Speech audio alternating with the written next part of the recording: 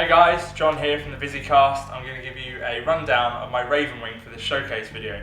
This is an 1850 point list, although you can tailor it, cut some things out to make it 1500 points.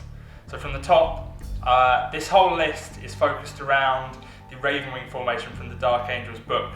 The Ravenwing formation, A, allows you to take all bikes because you couldn't do that otherwise, and B, gives you some really cool rules, which we'll discuss in a minute. So starting out as my HQ choice, I've taken Sammael. The Ravenwing formation means you have to have a character with the Ravenwing special rule, so Sammael is the only character you can take. That's since changed in an FAQ, but I'll talk about that in a minute.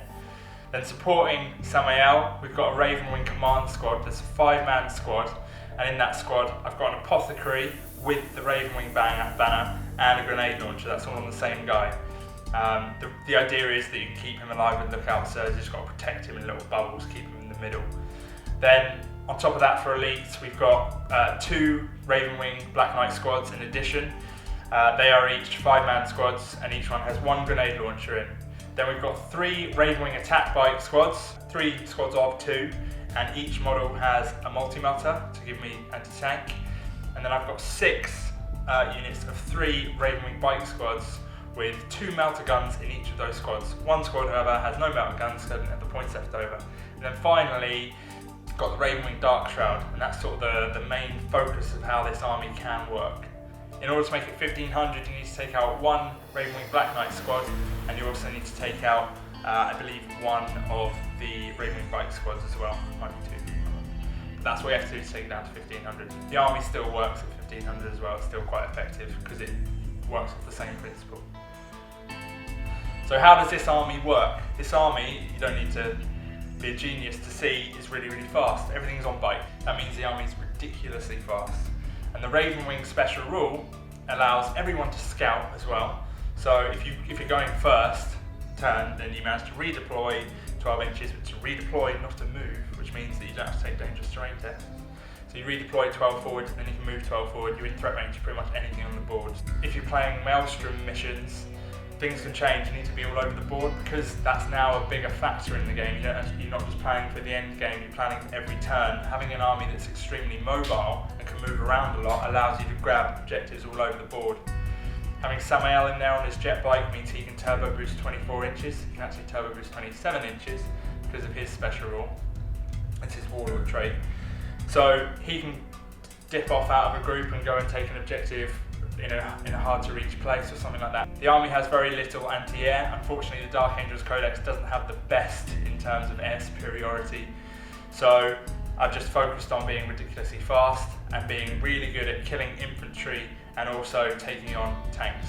Because I'm really good at those 2 things, by the time flyers come in, hopefully I've chipped away at the opponent's army, and then when the flyers do come in, you can roll on 6 snapshots with all the Meltaguns, hopefully be able to take something down. The main focus of this army is the Darkshroud, and what the Darkshroud does is it gives any unit within 6 inches stealth, and itself has shrouded. On some units, for example Ravenwing Black Knights, if you were to jink, you would have 4+ cover save, you'd have +1 for skilled rider, and then you'd also have +1 for stealth. And because of the Ravenwing, you get to re-roll that save because you get to re-roll the jink saves, which means you have a 2+ re-rollable cover save, which is insane.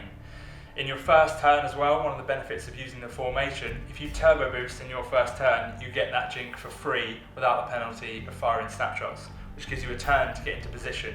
And it's a really good idea to move your army around to flank the side if you're Ravenwing, because you can essentially attack half their army with the whole of your army, which is how this army works. You need to stick together and use your mobility as an advantage. Recent FAQ has changed how the Ravenwing formation works.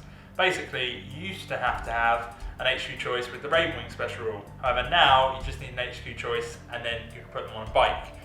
The benefit now is you can take 2 librarians on bikes, for example, and the psychic powers from the Dark Angels Codex are actually quite powerful. So that's another way you could change the list, I think, and make it a little bit more effective. I've made my own little objective markers. I just took some bits I had left over and some Jack Daniels poker chips, sprayed them and painted them, and I just think they're quite a cool way to add a bit of character and that to the army.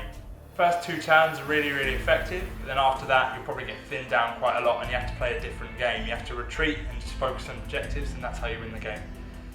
Thanks for watching, guys. Hope you enjoyed this showcase video. There are plenty more to come, as well as battle reports and rules discussions. So if you can like, comment and subscribe, that would be incredible. Cheers.